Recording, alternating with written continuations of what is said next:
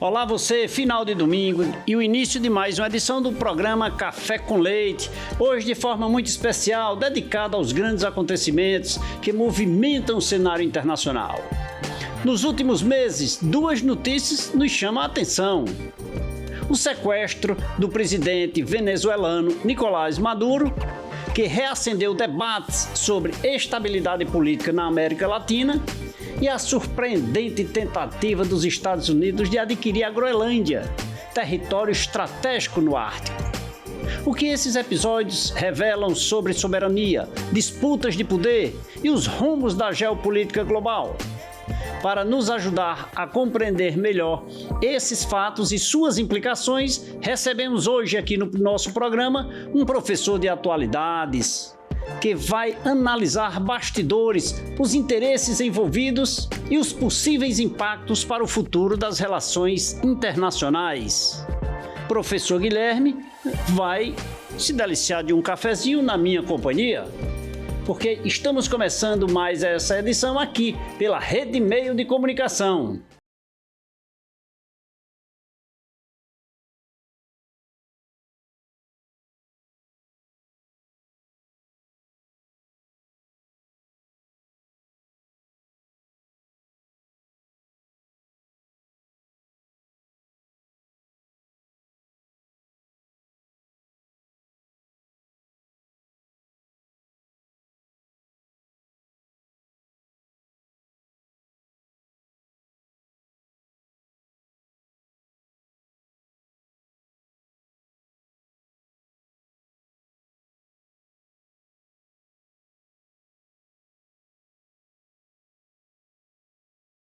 Professor Guilherme, rapaz, mais uma vez aqui, e é motivo de alegria, rapaz. Meu cafezinho aqui sempre disponível para pessoas como você. E diga-se de passagem, temas de extrema relevância, atuais, dinâmicos, né? Temas que chamam a atenção das pessoas, então é sempre motivo de alegria lhe receber aqui. Seja bem-vindo mais uma vez. Eu que agradeço, Dr. Leite, em especial aos telespectadores da TV Café com Leite. Se eu não estiver enganado, é a minha terceira oportunidade no programa que o senhor realiza enquanto âncora. Sempre muito feliz de estar contribuindo. Que bom. Eu trabalho com a disciplina de Geografia há mais de 20 anos, mas tenho me aventurado desde 2010 na disciplina de Atualidades. E como o senhor tem acompanhado, o início do ano de 2026 não foi brincadeira, tem né? Tem muita atualidade, Tem muita atualidade. Professor, primeiro, a terceira vez, já ficando aí registrado para vamos completar a quarta, a quinta e a sexta vez, né? Já vamos deixar isso aí previamente. E quero lhe dizer que essa nossa edição, nós estamos sendo retransmitidos no Cariri pela TV Café com Leite, mas a nível Brasil pela Rede Meio Norte de Comunicação, que é a nossa geradora em Teresina. Então, nesse momento, nós estamos a nível nacional. Que maravilha. Né? E isso é muito bom e para levar, porque esse tema, diga-se de passagem, é um tema que interessa ao mundo. Sem dúvida alguma. Não ao Brasil, ao mundo, né? E o espaço que o senhor concede à educação. Isso é muito importante. Levar boa informação àqueles que estão nos ouvindo, estão nos vendo, isso é muito importante. Até porque numa era de tanta fake news, de tanta pós-verdade, as opiniões se sobrepondo ao caráter científico, então nada melhor do que levar aquela informação bem esmiuçada. Rapaz, e tem um outro ponto extremamente relevante nesse aspecto, é de que as pessoas, tanto você falou em fake news, me chamou a atenção. Saiu um estudo onde as pessoas estão vendo as imagens, os vídeos nas redes sociais, mas eles estão dizendo, vamos esperar sair na televisão para ver se é verdade. Né? Já estão se desacreditando nas redes sociais, dado a tantas inverdades, né? Vamos esperar sair na televisão? Saiu na televisão, é certa a resposta. No caso específico dos dois fatos da atualidade que nós vamos contemplar hoje, sem dúvida alguma, a repercussão midiática foi muito forte. Muito forte. Tanto nas redes sociais quanto na TV aberta, houve toda uma cobertura em relação aos fatos, porque geopolítica são as relações de poder entre os estados. É um conceito criado por um camarada chamado Rudolf Gehlen. e significa nada mais, nada menos do que as relações de poder entre os Estados-nação. E a gente observa que essas relações não são pautadas por princípios, mas por interesses econômicos. Se observarmos cada palavra, cada ato, por exemplo, como com o alvo que não seria nem o Nicolás Maduro, mas sim o alvo da história, é o Donald Trump, né? Percebe-se que é extremamente econômico. Sem dúvida, ele é um mercantilista. Mercantilista. Donald Trump é um mercantilista. Ele é um estrategista nato. Nós falamos no discurso relacionado à preocupação com a democracia, com a libertação do povo venezuelano, mas o que nós acompanhamos é que em 3 de suas entrevistas ele é muito claro, ele é muito incisivo. A minha preocupação prioritária é a reestruturação da indústria petrolífera venezuelana e não a questão da democracia e a libertação do povo venezuelano. Tanto... Está muito preocupado. Se caso ele desejasse tanto a democracia para o povo venezuelano, teria estabelecido eleições livres, sim, ou ter permitido que a líder da oposição, Prêmio Nobel da Paz, Maria Corina Machado, assumisse o poder. Gerou uma boa inveja para ele. Exato. Uma inveja grande, porque ele queria ter recebido esse prêmio. Sim. É tanto que eu considero, Dr. Leite, ao telespectador, se a Maria Corina Machado soubesse o que aconteceria, ela teria cedido o Prêmio Nobel da Paz para ele, para conseguir a cadeira de presidente da Venezuela. E o que nós vimos? Que a vice-presidente Delcy Rodrigues, do Partido Chavista, assumiu o poder. Então o regime continua. Continua tudo do mesmo jeito. Exato. E o povo venezuelano sofrendo. Sem dúvida, né? Uma crise social, uma crise econômica, uma crise política, uma crise migratória, não nessa ordem especificamente, sim, mas uma tempestade de crises, trazendo uma tese para o nosso diálogo: ser contra Maduro não é apoiar invasões dos Estados Unidos. Nós somos contra o regime ditatorial daquele presidente, sim, mas a forma como este foi retirado é que nós questionamos. Também somos contra. Exato. Né? Também somos à luz do direito internacional, perfeito, nós temos o quê? A Carta das Nações Unidas, em seu artigo 2º, o direito de soberania, o direito de não intervenção sendo rasgado. E o detalhe é que aconteceu e por isso ficou. Exato. Boa colocação, Dr. Leite. Trazendo o fato da atualidade detalhadamente, tudo começou na madrugada do dia 3 de janeiro de 2026. Para ser bem específico, 1h da manhã. Essa data ela não foi escolhida de forma aleatória. Donald Trump, há 6 anos, no dia 3 de janeiro de 2020, ele autorizou uma operação que culminou na morte de um general iraniano chamado Qassem Soleimani, lá no aeroporto internacional de Bagdá, quando seu comboio foi alvejado e ele foi morto. Naquele período, qual foi a acusação sobre o general iraniano? De que este financiava grupos terroristas que atacavam embaixadas dos Estados Unidos no Oriente Médio e que também buscava atacar o Estado de Israel. O que este fez? Atacou no Iraque, porque atacando o general no Irã seria interpretado como declaração de guerra. Na Venezuela, o mesmo modus operandi. Só que Nicolás Maduro e sua esposa, Cília Flores, não foram mortos. Foram capturados e presos, conduzidos num primeiro momento de modal aéreo, posteriormente num porta-aviões chamado Iwo Jima e foram levados até o Distrito Sul, no Brooklyn, onde estão presos em Nova York. Uma operação que durou 2 horas e 20 minutos, que contou com a elite das Forças Armadas estadunidenses, a Delta Force, que realizou a captura do casal enquanto estavam dormindo. Quantas pessoas morreram? 80. Todas as baixas do lado venezuelano, porém, entre elas, 32 soldados cubanos. Logo, esse ataque não foi só a Venezuela, mas também a Cuba. Lembre-se que a Venezuela também é apoiada por Irã, Rússia e China. Logo, essa invasão é uma tentativa do Donald Trump dar um recado a estas nações.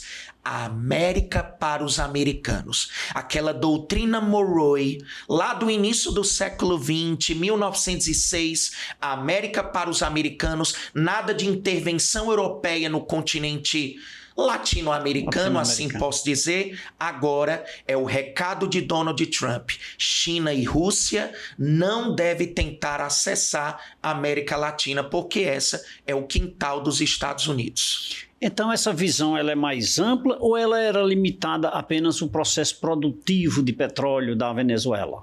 Ela vai muito além. Num primeiro motivo, alguns podem falar, é só por petróleo? Não. A Venezuela também tem ouro, reservas auríferas consideráveis e terras raras, que é o chamado ouro do século XXI. Se você for na tabela periódica, lá embaixo aquelas duas últimas famílias, a penúltima é a família dos lantanídeos. São 15 minerais metálicos com escândio e ítrio, formam 17 minerais metálicos, o chamado ouro do século XXI, porque são utilizados para produzir semicondutores, ímãs, que é a base hoje da indústria digital e da indústria de fontes de energia renováveis. E o principal produtor hoje é a China, né? Perfeito. A China tem a maior reserva de terras raras do mundo e é o país que mais refina, que mais processa. E quem é muito dependente das terras raras chinesas? Os Estados Unidos. Logo, dominando as reservas da Venezuela, eu diminuo a minha dependência em relação ao mercado chinês. Nós temos uma multipolaridade marcada pelo jogo de interesses entre Estados Unidos, Rússia e China. E a União Europeia, doutor Leite... A Rússia também produz? A Rússia também terras produz, raras? Sim.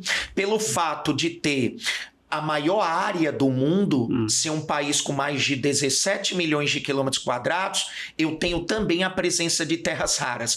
Essa nomenclatura, né, terras raras, dá-se a impressão de que é raro na natureza. Não, está presente em abundância na natureza. Só que para conseguir extrair esses 17 minerais metálicos, eu preciso remover grandes estruturas de solo. Sim. E isso é um trabalho árduo.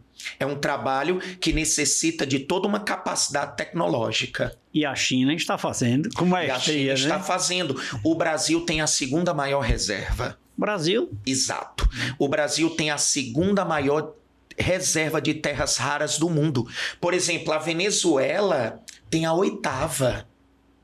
O Brasil tem a segunda maior, o Vietnã a 3ª. No Brasil, estão concentradas principalmente nos estados do Amazonas, Minas Gerais e Goiás. E diga-se de passagem, tem uma empresa chinesa que nós conhecemos bem, a BYD, uma empresa chinesa que produz veículos elétricos, que está instalando uma de suas unidades fabris justamente em Minas Gerais, para conseguir ter acesso a essas importantes reservas. Então, deixando estratégias mais... também, né? Exato. Deixando mais elucidativo para o nosso telespectador, num primeiro momento, o interesse ele é econômico. Por petróleo, por terras raras, ouro. No caso específico do petróleo, nós temos a maior reserva comprovada na Venezuela. Se eu tenho o controle das terras raras, ouro, petróleo, eu domino o mundo. Exatamente. E é o que o Lourinho quer, né? Exato. O Donald Trump, ele tem uma batata quente assando em suas mãos, que é uma dívida pública que os Estados possuem hoje. Ora, você não afirma que os Estados Unidos é a maior economia do mundo? Sim, mas a maior economia do mundo também tem uma das maiores dívidas do mundo. Mas hoje, ninguém observa isso. Exato. Hoje é alçada em mais de 30 trilhões de dólares. Se você observar só as reservas de petróleo da Venezuela, algo em torno de 300 bilhões de barris. A Venezuela tem mais petróleo que a Arábia Saudita. Isso representa... E olha que é um país pequeno geograficamente, né? Pequeno, um pouco maior que a Bahia. A Venezuela é um pouquinho maior que a Bahia. Que para nós aqui é um estado. Não chega a 1 milhão de quilômetros quadrados, doutor Leite. A Venezuela tem o quê? 916 mil quilômetros quadrados. E tem essa reserva toda? Tem essa reserva toda. Onde, em 2 áreas específicas, um lago chamado Lago Maracaibo e a faixa petrolífera do Orinoco, que fica ao norte da Venezuela, onde está a capital Caracas. Um dado interessante. Caracas fica mais próximo de Miami, dos Estados Unidos, do que de Brasília, no nosso país. A distância de Caracas até Miami, 2.383 quilômetros. Então, se você observar bem, ainda que nós sejamos um país fronteiriço com a Venezuela, a partir de Roraima, e os Estados Unidos não têm fronteira terrestre com a Venezuela, pelo Mar do Caribe é um pulo, como nós dizemos. É um pulo, e o bom é que tudo isso é muita gente, nós brasileiros, de certa forma, imaginamos que isso não nos impacta. Olha, isso é briga dos grandes, deixa para lá. Quando eu falo isso, eu falo para todo cidadão brasileiro, independente do nível social ou econômico de cada um, mas muita gente imagina que isso não impacta. Entretanto, como o interesse é econômico, não tenha dúvida que isso vai impactar, com certeza, no nosso bolso. Sem dúvida. Primeiro, eu vou trazer um caráter demográfico, um caráter populacional. Eu não sei se a gente pode revelar o local onde a gente realiza a gravação. Pode, o município de Juazeiro do Norte, né? No Cariri Cearense, a micro-região aqui ao sul do Ceará. Nós temos aqui bairros mais nobres, mais elitizados, cuja população tem o maior poder aquisitivo. Nós temos ali a cidade universitária Lagoa Seca. De vez em quando nós nos deparamos com a presença de famílias venezuelanas pedindo uma ajuda financeira ou emprego. De acordo com o censo demográfico do IBGE de 2022, hoje o maior contingente de imigrantes em solo brasileiro são de venezuelanos. O Brasil tem algo em torno de 1 milhão entre estrangeiros e brasileiros naturalizados, dos quais 272 mil são venezuelanos. Ou seja, 20% aí, né? Essa 27%, crise, sem dúvida, essa crise na Venezuela, ela impacta profundamente nosso quadro social, nosso quadro demográfico e nosso quadro também econômico. Esse petróleo que a Venezuela possui é um petróleo pesado e extra pesado. Antes de Nicolás Maduro, que diga-se de passagem, era um motorista de ônibus, que fez parte do Partido Chavista até 3 de janeiro de 2026 e conseguiu ser alçado presidente da Venezuela porque Hugo Chávez Frias, o grande líder que governou a Venezuela de 1999 até 2013, preparou o terreno para Hugo Chávez. Só que o mesmo não tinha os petrodólares, tampouco o carisma de Hugo Chávez. Foi alçado presidente e não conduziu bem a economia venezuelana. E chegou aonde chegou, né? Um quadro de hiperinflação. Então, até que ponto essa invasão dos Estados Unidos e a captura do presidente ditador Isília Flores, a primeira-dama combatente, vai representar uma melhoria da qualidade de vida para o povo venezuelano? Nós precisamos esperar, né? E o que se percebe é em detrimento dessa migração para o Brasil. Estamos falando apenas para o Brasil, né? Imagine nos países aqui da América Latina, né? Quantos nós não temos aí venezuelanos soltos pelo mundo, né? E estes refugiados venezuelanos estão tão preocupados que ainda não retornaram. E não tem nenhum interesse, pelo que se percebe. Exato. Gente, eu estou conversando aqui com o professor Guilherme Lemos, ele que abrilhanta o nosso programa de hoje, falando sobre a atual situação do sequestro do presidente venezuelano e a tentativa de conquista da Groenlândia pelo Donald Trump. Vou preparar um cafezinho aqui para o meu convidado. Produção, tem um cafezinho aqui para o meu convidado? Tá.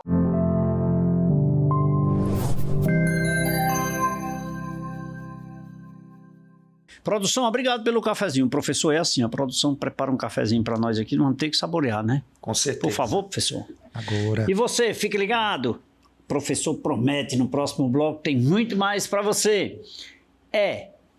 Programa Café com Leite aqui na TV Meio Norte em todo o Brasil para você. Daqui a pouquinho a gente volta.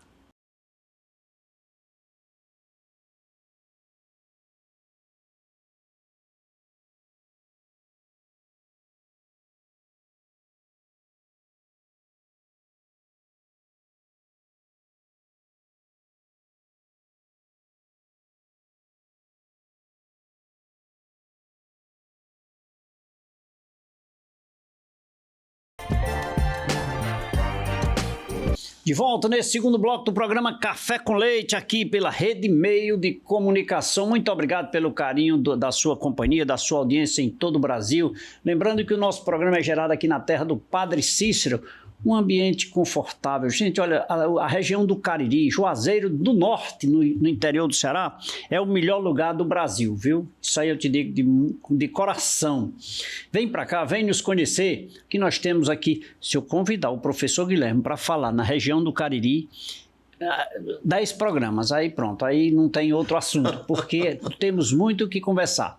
Nós temos aqui uma chapada, gente, que é um espetáculo com fontes naturais de água. Nós temos aqui a estátua do Padre Cícero, a história do Padre Cícero Romão Batista, que nós temos agora um teleféricozinho. Olha aqui, outro dia me ligaram do Rio de Janeiro, viu, professor? Reclamando porque eu disse que é melhor, mais bonito e mais moderno do que o do Rio de Janeiro. Meu amigo, me ligaram do Rio de Janeiro, eu digo, não tem problema. Vem provar aqui, eu fui aí provar o de vocês, vem provar o nosso aqui. Bom, gente, vem nos conhecer aqui na região do Cariri, Juazeiro do Norte. Agora eu vou te indicar um lugar, né? Se você vem para cá, tem um hotel especial para você, o Hotel Café com Leite. Um ambiente confortável, com apartamentos grandes, com cama queen, não é, produção? Eu acho que é cama king, essas coisas aí, umas camas bem confortáveis, com Wi-Fi, com LCD, mas o melhor de tudo é o atendimento. É o café da manhã. Você vem e eu tenho certeza que você... Vamos reservar 2 dias, 3 dias, não faz isso. Você passa uma semana, eu não tenho dúvida, porque você é bem acolhido pelo carinho dos juazeirenses. Vem para cá, Hotel Café com Leite. Nos procure nas nossas redes sociais e faça já a sua reserva. Rede Meio de Comunicação, programa Café com Leite, o nosso convidado, professor Guilherme Lemos, falando um pouco sobre essa situação atual do sequestro do presidente venezuelano, né, pelo presidente dos Estados Unidos. Uma história espetacular que nós precisamos estar atentos, afinal de contas, todos estes fatos atingem, de certa forma, a mim, a você e a nossa família. Portanto, fique atento, que ele promete que tem muito mais. Professor Guilherme, rapaz, algo me chama a atenção. Você falou que naquele 3 de janeiro, mais precisamente a 1h da manhã, quando houve esse sequestro, que eu diria assim, particularmente eu diria, é muito atrevimento, né? Muito. Visitar a casa dos outros, quão distante, infringindo as leis internacionais, né? O respeito sempre em defesa da cidadania, né? Ele sempre usava essa expressão, se não me falha a memória, né? Em defesa da cidadania americana, né? Mas, enfim, quais são os pretextos que ele usa? O porquê que ele fez isso? Além, lógico, você falou de todos esses quesitos que a busca pela proteção dos Estados Unidos, segundo ele, a busca pelo ouro negro, né, pelas terras raras, etc. Existe assim, um pretexto específico, pessoal, por isso também, além do econômico? Sim. Num primeiro momento, você falaste da questão do atrevimento de Donald Trump. 150 aeronaves foram utilizadas, né? 150 aeronaves. Principalmente helicópteros, que são conhecidos como o Chinook, que é o CH-47. Inclusive, a Delta Force utilizou, tudo indica, um aparelho supersônico que emitia um som que, de tão estridente, fez alguns soldados desmaiarem, inclusive liberando sangue dos tímpanos e dos narizes. Não, ou seja, não deu um tiro em ninguém. Exato. Houve um confronto, nenhuma baixa americana, e como eu já relatei no primeiro bloco, 80 mortos, dos quais 32 são soldados cubanos que já foram transladados para Havana, onde foi feito todo o ritual no que diz respeito ao enterro, ao funeral dos mesmos, né? Com as honras enquanto os soldados de Havana. No caso específico da operação que Donald Trump vai batizar de Lança Azul ou Resolução Absoluta. Os alvos foram 3: o mausoléu de Hugo Chávez, o Porto de La Guaira e o Forte Tiúna. Por que eu estou abrindo esse bloco e respondendo ao doutor com essa riqueza de detalhamento, esse detalhamento maior? Porque Nicolás Maduro e a esposa deveriam estar no Palácio Presidencial. Natural, no Palácio, né? De Miraflores. Mas eles estavam num Forte Tiúna, na base militar em Caracas. Então ganha força uma teoria de que houve uma facilitação deliberada no que diz respeito à atuação dos generais venezuelanos. No caso específico do Irã, os Estados Unidos não invadiram seu espaço aéreo, porque seria considerado uma declaração de guerra e haveria o revide. Mas no caso específico da Venezuela, não houve revide. Nicolás Maduro, depois de estar detido no Brooklyn, ainda deu boa noite aos soldados e desejou feliz ano novo aos mesmos. Depois Estranho. Que está lá em detido, preso, terras americanas. Teve peito para dizer que aquela prisão era arbitrária, de que ele era inocente, de que o encarceramento dele era ilegal. À luz do quê? Donald Trump, geralmente, ele necessita de um pretexto. Se eu posso realizar um elogio aqui a Donald Trump, eu faria um. Ele derruba a hipocrisia. A única certeza que temos é a incerteza do próximo passo dele. Como assim ele derruba a hipocrisia? Ele diz quais são os seus interesses na lata. Porém, ele precisava de um pretexto. Qual o pretexto que ele utilizou? Nós sabemos que os maiores produtores de drogas da América Latina são o México, onde está o maior cartel de drogas do mundo, Sim. Colômbia, Peru, Bolívia e Paraguai. Pasme a frase, entre aspas, de Donald Trump. 97% das drogas que chegam aos Estados Unidos pelo mar vêm da Venezuela. Olha que dados... Você não está nem qualificado como um dos 5 maiores. Exato. Olha que dado superdimensionado, olha que informação, que estatística chocante. Ele vai utilizar essa premissa para dizer: Nicolás Maduro não é apenas um ditador, mas ele é um narcoditador. E ele lidera um cartel de drogas chamado Cartel de los Soles. Pasmem. 2 dias depois dessa operação, Donald Trump faz um pronunciamento junto com seu secretário Marco Rubio, dizendo que esse cartel de drogas pode sequer existir. Seria um cartel irreal, uma justificativa criada na administração Trump para conseguir, de alguma forma, ganhar apoio para a Operação Resolução Absoluta. E nos dias que antecedem, só te interrompendo, nos dias que antecedem o sequestro, ele destruiu alguns barcos, alegando, né, que era venezuelano e que vinha transportando drogas. Exatamente. Houve um processo de militarização do Mar do Caribe, uma região que nós conhecemos também no passado histórico como Antilhas. Então, aquela região ela foi militarizada pelos Estados Unidos. Inclusive, após a operação, os Estados Unidos chegaram, inclusive, a escoltar um petroleiro russo que havia saído de Caracas com petróleo venezuelano. Então a gente observa como há um interesse estratégico de defesa do território em relação a uma influência chinesa, quiçá russa, e também todo o interesse econômico. É o chamado corolário Trump. É o modo de fazer política e existe um nome para isso. A questão de glossário para os nossos telespectadores também é muito interessante. Exemplo, a China, desde 1900, é a segunda maior economia do mundo. Mas você observa que a China não realiza intervenções militares dessa natureza, com exceção da situação de Taiwan, da ilha Formosa, que é uma província rebelde. Exclusivamente, só. Exatamente. Então, a China, ela realiza o quê? Negócios. Dos 196 países membros da ONU, 160 tem a China como maior parceiro comercial. E agora estão construindo a nova Rota da Seda, um projeto trilionário que vai conectar ainda mais a China com o restante do mundo.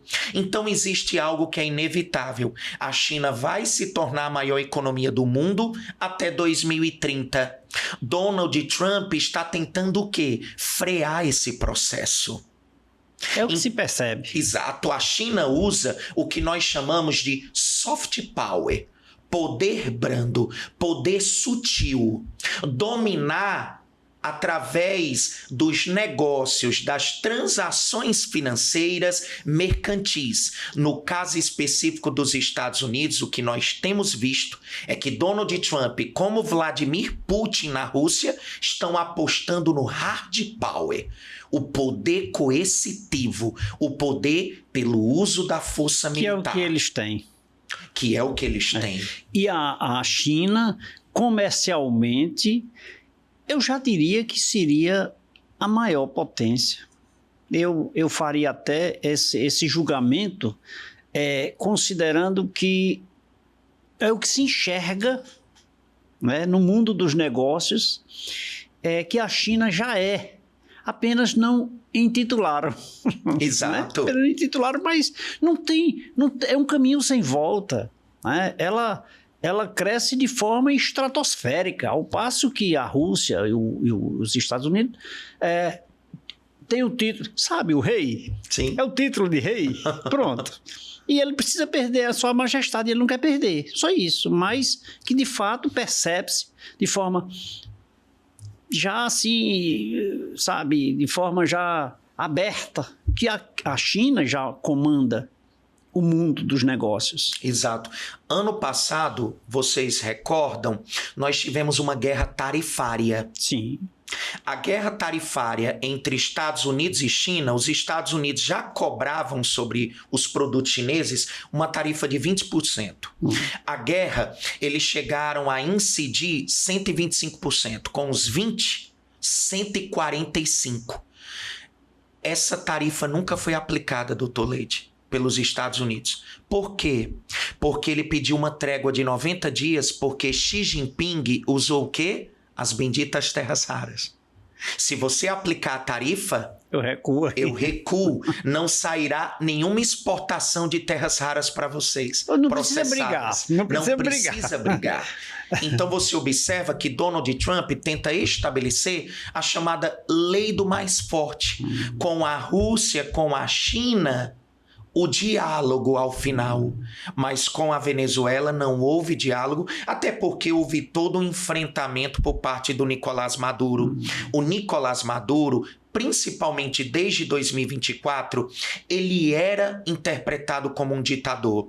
Eleições que foram fraudadas. Sim. O opositor concorrente Edmundo Gonzalez, ao que tudo indica, venceu as eleições, porém, várias urnas e cédulas eleitorais foram ocultadas. Dizem que até chegou ao ponto de queimar algumas cédulas e, obviamente, muitos países não reconheciam mais Nicolás Maduro como presidente de direito. Porém, derrubá-lo da maneira como foi feita é o que nós estamos questionando. A queda, ele merecia cair, ele merecia ser preso pelos seus crimes. Existem protestos em Caracas onde ele autorizava as autoridades a abrirem fogo com o uso de armamento letal. Perseguição a opositores. Mas mesmo assim ele precisa passar por um processo. Exatamente. Existe uma diplomacia. E aí muitas pessoas estão criticando a Organização das Nações Unidas. A ONU não é um órgão executivo que decida as coisas. A ONU nada mais é do que a vontade coletiva das nações que a integram. Então, quando nós criticamos a ONU, na realidade, nós estamos criticando a falta de consenso entre as nações. E isso é muito grave. É muito grave. É muito grave. E até então, Nicolás Maduro permanece preso. Há a possibilidade dele retornar ao comando da Venezuela. No próximo bloco eu quero que você comente isso. Eu acho interessante, viu? Vai ser julgado? Poderá voltar ao comando do país? No próximo bloco eu vou preparar aqui um cafezinho para o meu convidado. A produção tem café para a gente?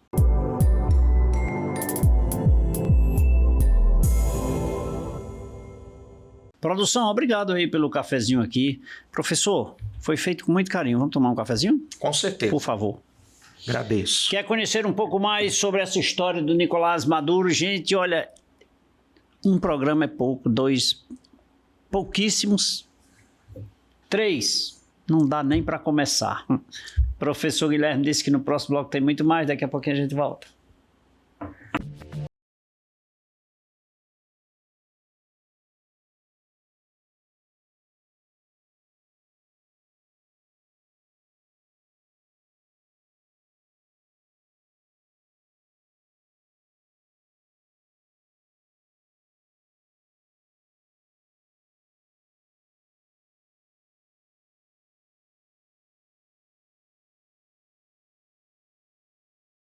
De volta nesse terceiro bloco do programa Café com Leite, aqui pela Rede Meio Norte de Comunicação.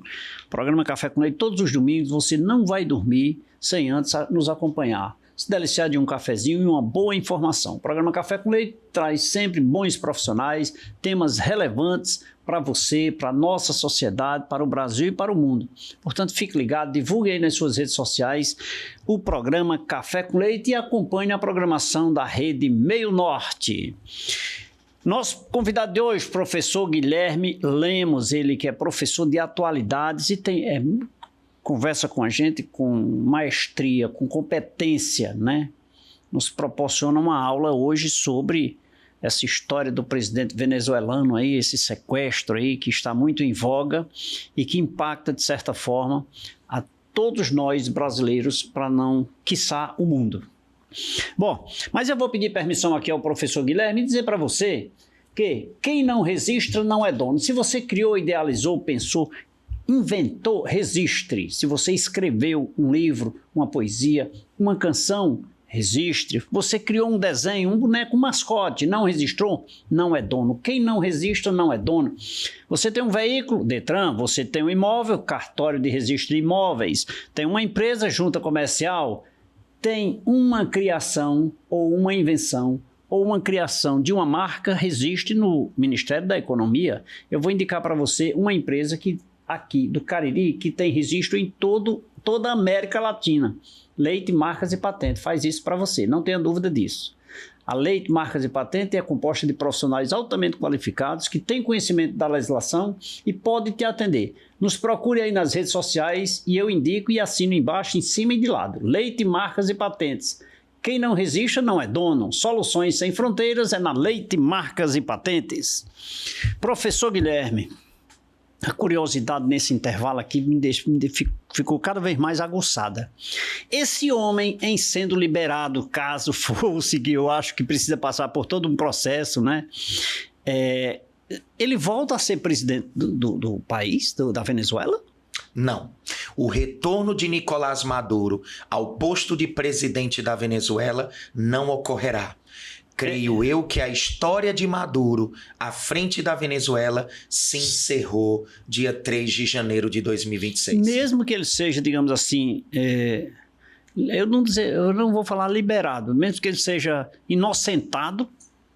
Exato, óbvio que a defesa vai defender a tese da prisão ilegal, obviamente, em sua defesa. Eu acredito numa condenação. Existe um precedente histórico.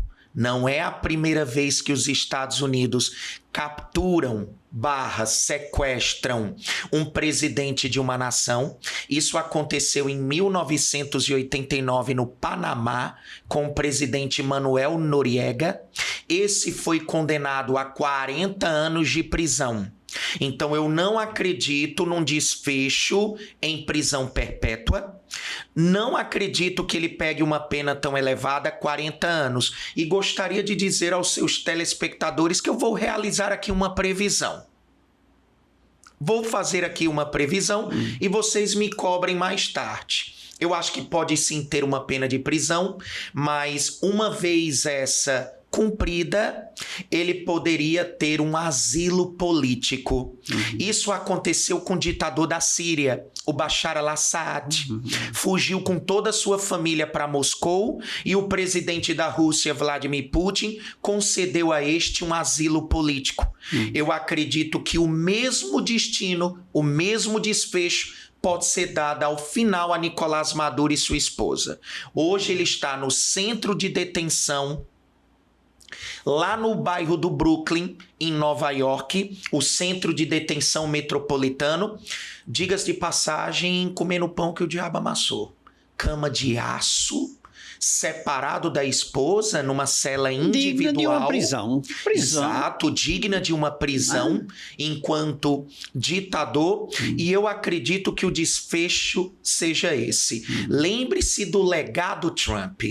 Em 2019, ele conseguiu matar, a partir de uma operação militar, o líder de um grupo terrorista chamado Estado Islâmico. Esse líder, o al-Baghdadi, foi executado lá em 2019. Em 2020, como eu repercuti no primeiro bloco, a morte do general Qassem Soleimani.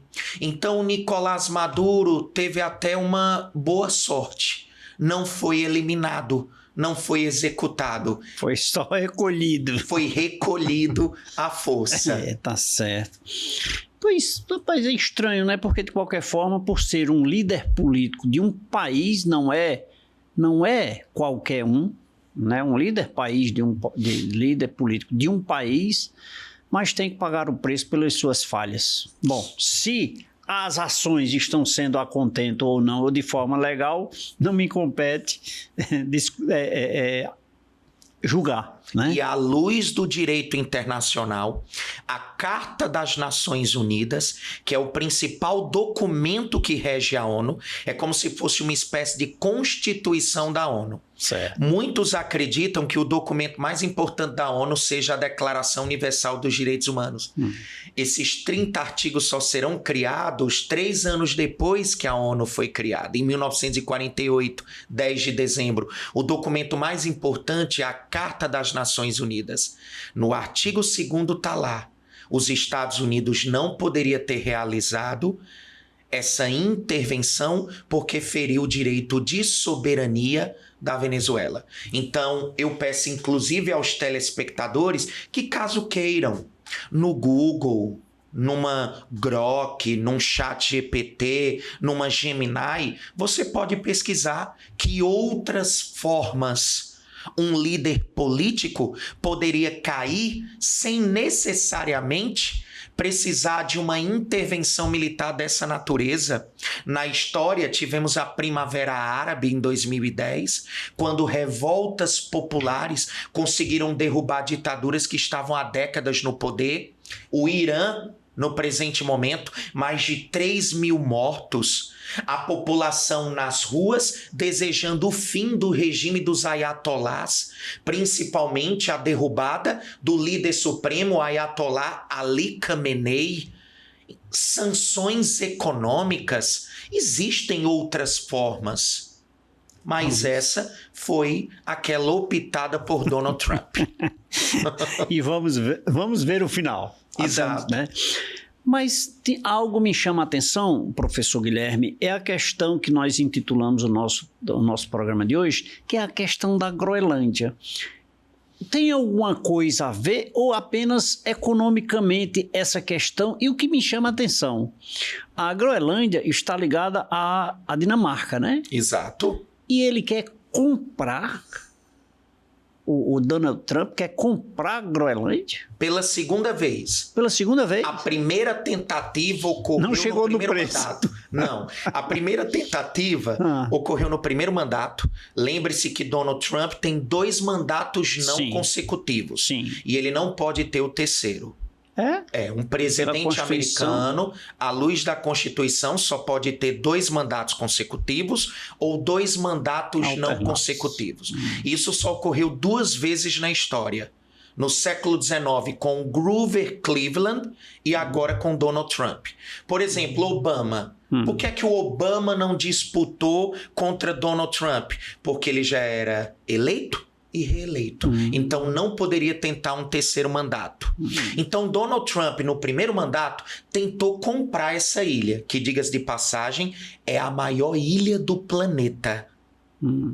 2/3 de seu território, que é vasto. Mais de 2 milhões de quilômetros quadrados, 84% dos quais coberto por gelo, tá? Uma geleira que a gente chama de permafrost, tá bom? Ele tentou a compra da Groenlândia no primeiro mandato, mas não logrou êxito, porque a Dinamarca não tem qualquer interesse pela venda. Diga-se de passagem que a Groenlândia tem capital, que é Nuuk, e essa capital, a Groenlândia inteira, tem 57 mil habitantes apenas. Na Groenlândia. Exato. Boa parte da ilha da Groenlândia está no Ártico. E o Donald Trump, ele faz um discurso muito protecionista. Não apenas no sentido econômico, mas também no discurso de segurança nacional. O que nós temos? Com o derretimento da calota polar do Ártico, nós sabemos que o caminho mais curto entre a Europa e a América é pelo Ártico. E com o derretimento das geleiras, as embarcações estão conseguindo trafegar com maior facilidade, inclusive submarinos de guerra. Aproveitam, Dr. Leite, telespectador, as aberturas dessas geleiras, desses icebergs, que eu chamo de polias. Então, qual a preocupação de Donald Trump com o processo de militarização do Ártico pela China e pela Rússia? Diga-se de passagem, no final do ano passado, a China fez um desfile militar mostrando armas de guerra que sequer sabíamos que ela possuía, que a mesma desenvolveu. Então, no primeiro momento, ele diz: eu preciso comprar a Groenlândia e se a Dinamarca não quiser vendê-la, eu vou invadi-la, porque eu preciso defender o território estadunidense de um possível ataque com a utilização de mísseis intercontinentais. Então, o primeiro discurso é pautado na segurança nacional. Outro, novamente econômico, de que a Groenlândia também possui reservas estratégicas de terras raras, esses minerais estratégicos para a indústria digital e de energia renovável, bem como outros recursos, inclusive urânio. O urânio, a Groenlândia tem a 8ª maior reserva de urânio existente. Então existem ali reservas de urânio consideráveis. Ou seja, a segurança nacional está ficando em segundo plano, né? Exato. Pode até ser, né? Considerando que a China e a Rússia são adversários. A Groenlândia é um território autônomo, goza de uma relativa autonomia. E óbvio, o que é que a Dinamarca afirma? Hoje está vinculada ao nosso reino. Mas se realizarem um processo de emancipação, nós queremos dar ao povo o direito de autodeterminar o seu futuro. E não Donald Trump lá do outro lado querer vir. Exatamente. É impressionante. Professor, o que eu enxergo é que se nós intitularmos o nosso programa só sobre a Groenlândia, seja ela na questão da defesa nacional ou até mesmo da economia, já puxando dos dois lados a China e a Rússia e desse lado aqui os Estados Unidos, aí já daria 2, 3 programas, né? Mas eu preciso fazer um intervalozinho, rapaz. Vamos tomar um cafezinho no nosso intervalo. A gente volta logo, né? Mas com certeza. Ficou aguçado aqui. Que bom. Nossa conversa, né? Que bom. Mas a gente volta logo, tá bom? Atualidades têm esse poder. Tem esse poder, né? A gente volta logo, tá bom? E você, fique ligado. Nosso intervalo é rápido. É só o tempo do cafezinho e da água mineral São Geraldo. Eu volto em instantes.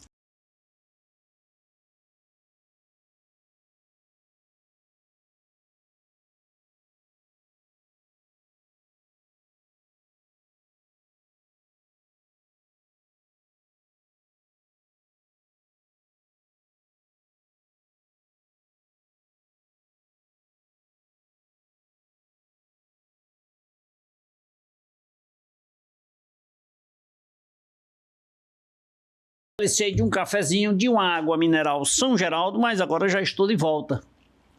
Mas agora para agradecer o professor Guilherme por essa aula que nos foi proporcionada nesse momento.